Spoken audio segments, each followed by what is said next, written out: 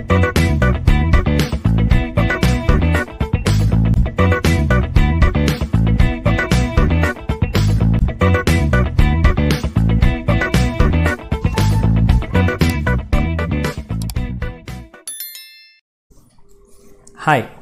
welcome. In this video, we will establish a relation between electric field intensity and electric scalar potential. To do so, we should first know what is potential gradient. In the previous video, we have seen how to derive a mathematical expression for potential at a point. So here we will be considering an electric field due to positive charge. So the equation what we got for electrostatic potential, or we can call it as electric scalar potential, was V equals Q divided by 4 pi epsilon R. This explicitly tells us that potential is inversely proportional to distance. Which distance? This R here indicates the distance of the point where we are calculating the potential from the charge Q, which establishes electric field, right? Okay. So the potential is inversely proportional to the distance. That is, the potential decreases as we move away from the charge. So now if we try plotting potential versus distance, that is potential versus length of the path, then we will be getting an interesting graph, and from this graph we can easily understand what is gradient of potential. So let me draw or plot that graph. So vertical axis and horizontal axis. Vertical axis I will consider potential, and horizontal axis I will consider the distance R.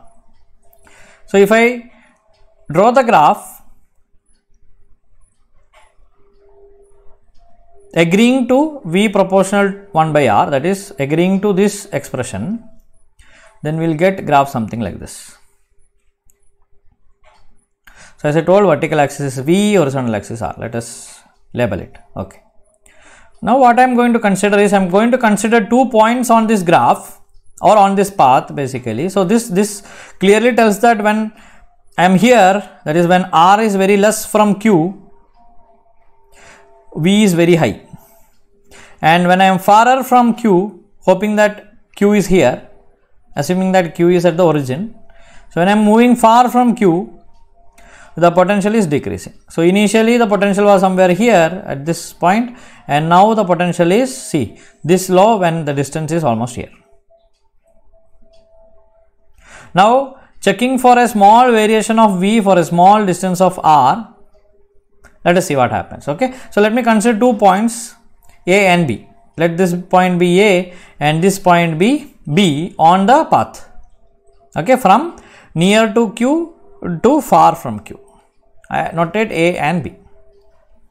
So this tells me that I have variation of potential here, okay, and variation of distance here. So this, let it be delta V variation, that is a small potential variation, and this is for that small distance L. Okay, so I get delta V here, delta L here. Now how to calculate the slope of this graph? So I need to represent the slope of this graph. Why? Because the slope of this graph will give me the ratio of delta V and delta L, right? So if this from A to B, if I notate, okay, this path, then if I take the slope delta V by delta L, okay, delta V by delta L, then I will get the gradient of V. What does it mean, gradient of V? That is, I'll get an idea for distance delta L, how much V varies. That's the idea. That's it. Okay. For how much distance, how much V varies, or what is the variation in V for a small distance delta L, that can be easily calculated. Okay. Now, how to calculate slope of this graph? Slope of this graph will be calculated by drawing a tangent to this graph at some point, right? I can take this ratio obviously. Okay, if I take this ratio and directly try to calculate, I have to take such ratios from most value to minimum value everywhere, delta V by delta L. Instead of that, I will draw a tangent at some point on this curve. If I draw that tangent will give me the slope of this graph at that point, right? So mathematically this slope can be calculated as limit delta L tends to 0 delta V by delta L. What does it say? Yeah, I have to make the ratio delta V by delta L still smaller. Okay, still smaller. So I will consider a small AB, so that delta L will become smaller, delta V will become smaller. That is the idea. So limit delta L tends to 0 means, so delta L is almost 0. So it's a point now. At this point, okay, I will draw the tangent and I will calculate the slope. So that can be written as limit delta L tends to 0, the ratio of delta V by delta L. So that is nothing but dV by dL, because when delta V is indefinitely small, we write it as dV, and when delta L is indefinitely small, we write it as dL. So the ratio dV by dL is my slope. Okay, so this is, slope tells you what? Rate of change of potential. dV is nothing but rate of change of V with respect to distance L, right? So slope of the graph is nothing but potential gradient, and potential gradient is defined as rate of change of potential with respect to distance. I hope potential gradient concept is clear. Okay, so for small distance or for what distance V varies, if I calculate, then I will get the potential gradient. So calculate rate of change of potential with respect to distance, I will get potential gradient. By knowing this, let me try to derive the relation between electric field intensity and electric potential. So now we understood conceptually what is potential gradient. So to find the relation between electric field intensity and electric potential, we will be considering the similar graph which you have just drawn, okay, which we just plotted and we explained potential gradient. So we will be considering two neighboring points A and B separated by a small distance in an electric field. So maybe potential B is higher than the potential at point A, and this potential is large by a small amount dV. There we have considered as delta V. Now we are considering still smaller distance, so we will notate it by dV. Okay, then the potential difference dV can be considered as change in potential, right? So potential difference is change in potential as we move from A to B. Now this change in potential dV, in Cartesian coordinate system can be written as change of potential in x direction for a small distance dx plus change of potential in y direction for a small distance dy plus change of potential in z direction for a small distance dz, right? So in Cartesian coordinate system, I can notate the change in potential when I am traveling from point A to B, something like this. Agree? Okay. Now by definition of potential, we have already seen that. Okay, let me mark this as equation 1 for later reference. Okay. Now by definition, we have already seen that V is negative integral infinity to P E dot dl. This we already know. Okay. Now if I extend this expression, or if I try to find dv, okay, from this expression v. What should I do? Yeah, if I am finding dv, this integral goes off, right? So I can write this equation for dv, modify this equation for dv as minus E dot dl. Agree? Okay, it's like differentiating both sides. If you want, you can talk like that also. Okay, but I'm just extending the concept for dv. Okay, fine. Now, what is E in Cartesian coordinate system and what is dl in Cartesian coordinate system? So, E in Cartesian coordinate system can be written as Ex x cap plus Ey ay cap plus Ez az cap, and dl vector is nothing but differential element. So, this was also discussed, right? Already discussed. So, dl vector is dx x cap plus dy ay cap plus dz az cap. So, substituting that, I can write dv as minus of Ex x cap plus Ey ay cap plus Ez az cap dot producted with dx x cap, because dl vector in Cartesian is dx x cap plus dy ay cap plus dz az cap. Nice. Now I have to dot product these two. If I dot product, what I will get? X cap dot x cap will become 1, so E dx remains, and x cap dot ay cap 0, x cap dot az cap 0. So this is true for other terms also. So I will end up with only similar terms. In the sense, I will have Ex dx, then Ey dy, then I will have Ez dz. So let me mark this as second equation. Okay. Now my job is to compare these two equations, what I have.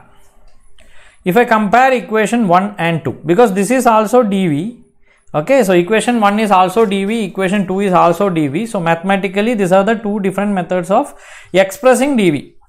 This is purely from geometry, purely from the plotted graph. That is, when we are traveling from point A to point B, the variation in potential can be represented in Cartesian like equation number 1. And this is from the definition of potential. And from definition of potential, we have expressed V as dV, and we got this. Now, if I compare equation 1 and 2, what you get? So, LHS and LHS, dV is same. So, I can equate RHS. So, if I equate RHS, what I will find? Yeah, Ex is same as partial differential of V with respect to X. Ey is same as V variation with respect to Y, and Ez is same as V variation with respect to Z. Nice. Okay. So, let me write that. So, if I compare 1 and 2, okay, please compare equation number 1 and 2. If I compare 1 and 2, I find that Ex is minus, because I have minus sign here, so minus Ex, or Ex is minus d bar V by d bar X, okay, and Ey can be written as d bar V by d bar Y, yeah, don't forget minus, and Ez is minus d bar V by d bar Z. This what I get if I compare that. Okay, so from this I can easily write what is my E vector.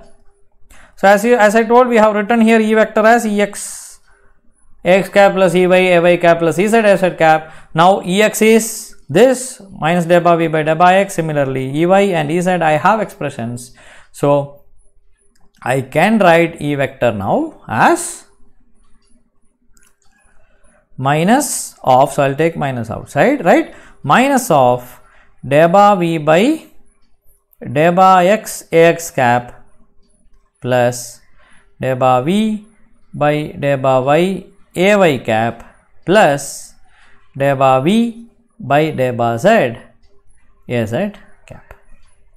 Now you can see here this potential V, okay, is scalar quantity, and this V is common everywhere. So I can take this V outside. Okay, so just to represent. Okay, mathematically there is nothing wrong in taking this V outside, because this V is a scalar potential.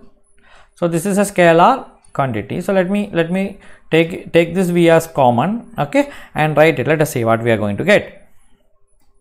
So if I consider V as a scalar quantity, okay, taking that it's a value and it is not varying for now, so this becomes minus, okay, variation of this, variation of something along x, variation of something along y, and variation along z, okay, multiplied by V. I can write this, okay, mathematically nothing wrong in writing this, but we know that as per our discussion so far, okay, if we stand firmly in electromagnetics, we told that V is going to vary along x, y and z. Okay, for time being, okay, I am taking help of mathematics. I am taking this V as common outside, and I am getting here something interesting. I am getting variation of, okay, something, or variation along x plus variation along y plus variation along z. So what is this? So this variation can be noted as, yeah, gradient, or it is a del operand, right? So this is del V. So I can write it as del V. So I get E vector as minus del V. This where del is what? Del is this. So del is gradient, which you can calculate as variation of V along x axis, y axis and z axis. So this clearly tells you that electric field intensity is negative gradient of potential. What do you mean by gradient? The change in potential, okay, in this case potential, or gradient is nothing but change in or variation of something in all the three axes, x, y and z. So if you calculate variation of potential with respect to three coordinate systems, you will get electric field intensity, and remember it is negative. So what does it mean? It directly tells you that when electric field intensity increases, your potential is going to decrease, or potential is going to change against the field. That is the concept, okay. So the potential is going to decrease along the electric field. Now this is del operand, okay, del operand in Cartesian coordinate system, right? So variation of x, variation of y, variation of z, if you write, you are going to get what is del in Cartesian coordinate system. But it is also essential to know how to represent gradient or del operand in other two commonly used coordinate systems. So the first one is cylindrical coordinate system. So in cylindrical coordinate system, what is gradient is necessary to know. So in cylindrical coordinate system, del operand, okay, or del operator is given by deba by deba rho a rho cap plus 1 by rho variation along phi a phi cap plus variation along z a z cap. Similarly, it is better to know del operator in spherical coordinate system also. So in spherical coordinate system, del operator is given as variation along its coordinates, that is r coordinate plus theta coordinate 1 by r of theta coordinate and 1 by r sin theta of phi coordinate, 1 by r sin theta of phi coordinate. So this is how we represent del operand in other coordinate systems. So to summarize, in this video we have discussed potential gradient. So potential gradient is rate of change of potential with respect to distance. So once we know what is potential gradient, we understood that potential varies from on the path from one point to another point. Using that concept, we derived electric field intensity to be negative gradient of potential. So we can apply this concept which we have derived in Cartesian coordinate system to other coordinate systems also, if we know how to represent del in other two coordinate systems. So we have discussed equation for del in other coordinate systems also. Thank you for watching. Bye.